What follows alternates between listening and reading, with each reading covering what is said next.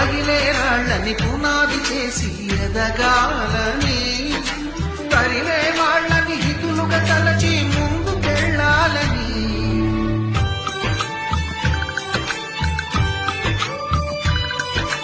కన్నుల నీటిని కలల సాగుకై వాడుకోవాలని, కాచే నిప్పుని ప్రమిదగా మలచి కాంతి పంచాలని, గుండెతో ధైర్యం చెప్పెను, చూపుతో మార్గం చెప్పెను, అడుగుతో గమ్యం చెప్పెను. నేనున్నానని నీకేం కాదని, నిన్నటి రాతని మార్చేస్తానని.